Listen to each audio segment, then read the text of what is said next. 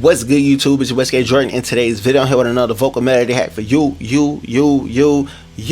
and even the people that dislike this video, I appreciate y'all too. So let's get into it. In this vocal melody hack, we're gonna be talking about how to judge your music, rate your music, analyze your music, whatever it is that you want to say, because you want to get better. We want to see what we're good at, we want to see what we're bad at, we want to see what we need to improve at, and just see where we kind of want to go with our music. Like, you can do this with the songs you haven't put out, the music that you got out already. You can get friends and y'all can sit around and y'all can sit there and fill out some of these questions together. The first question that you need to answer to every single song that you put out or songs that you got out right now is your melody unique?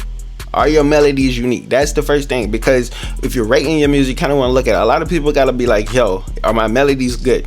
All right, if the melody is good, we halfway there, right? Because song is really about melody, flow, whatever you want to call it. Is really about that, right? Because the melody is what gets caught in people's head. It's like the earworm, and that just makes the song hit a little bit better. Just like the beats, for example, the beats don't hit the same without the melodies. Like, the chord progression's cool, but we need the melody, you know? So answer that question. Are your melodies unique? Right? For each song that you put out, is it unique? Are you keep finding yourself keep doing the same melodies over and over and over? Are you blatantly stealing Juice WRLD melodies, X flows, Hoop Thug flows, Gunna flows? Like, are you copying other people's melodies on purpose, or are you just doing it on accident?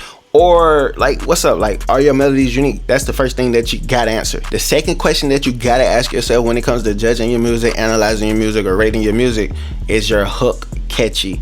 Is it catchy? Yes, no.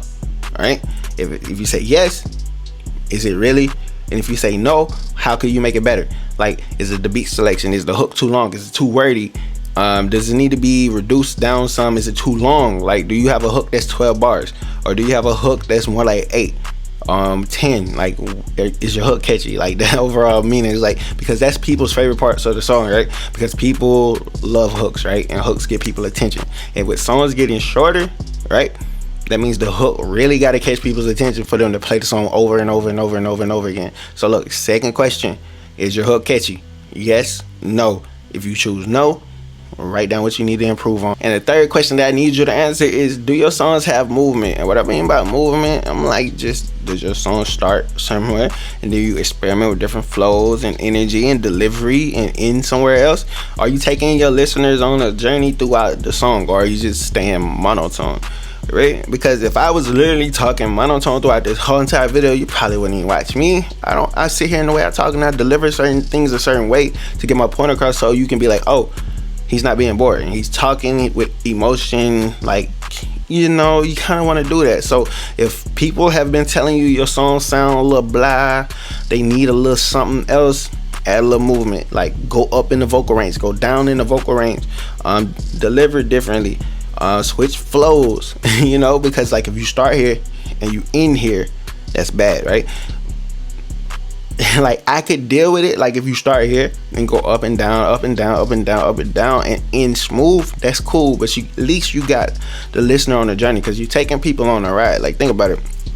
The intro comes in on the beat, it's usually smooth, whatever, and then when the hook hits, it's the most hype, it's the most layers in there of instrumentation in the hook, right? Then that comes out when the verse starts, because that's when the verse is cool. I might have a bridge, pre-chorus, whatever. You build back up into the hook. That's movement, right? Like, if it's nothing building back up to something, that's a problem. Like, your songs need to have moments in the song, all right? Juice WRLD songs had moments. X's song had moments. Your Travis Scott songs have moments. Even though Travis Scott is getting counseled right now, his songs have moments. Kanye, moments. Drake, old Drake, or some of this Drake shit has moments. Like, you want to have moments, and you can get moments with movement, what locks people in and makes your songs hit better. So write that down. Like, do your songs have movement? As people, do your songs have movement? You know, or you being monotone or dry or blah throughout the song? Just answer that question. And the fourth question that I need you to answer is your music relatable? Is it relatable? Is it really relatable? That is a question that a lot of people struggle with, right? Because a lot of people rap about what they think people might relate to, but is your songs really relatable? Because that's the connection, right? Look at it. Juice WRLD had a fan base of people that felt the way he felt, right? It was more relatable about feeling alone and this and that, right? X, kid sad, depressed all the time. He connected with them on another level. Are your songs relatable? The energy, the vibes, the way you present yourself, is it relatable? Because if it's not relatable, you can't get mad if people not really connecting to your music. So if you making music and you want people to love you and your music, you need to be relatable. The songs need to be relatable. Just be relatable. Like, answer that question. Are you relatable? Is your music relatable? If not, what can you do to seem more relatable to the potential fans, or the fans that you want to have, all right? Or the way you want your fans to perceive you or receive you, right? So answer that question. And the last question I need you to answer is, can you record the song better? That's literally what I need you to ask yourself right now. Can you record your songs better? After listening back to your older music or the song before you even put it out, do you think to yourself like, yo, I should have said this like this, or I should have said this like this, or should I switch this word out with this word? Listen, do it. Like, re-record your music. If you put a song out last year and you be like, yo, I wish I would have recorded that differently, re-record it and drop it again. If you feel like remaking a song, do it again. Like, this is really, really helpful, because this will help you look at, like, yo, you can notice, like, if your recording is good or if your recording is trash. Then, like, if your mixes are good, then your mixes are bad. Just listen. Like, you need to listen, because, listen, you can go back and redo songs. You're not famous yet.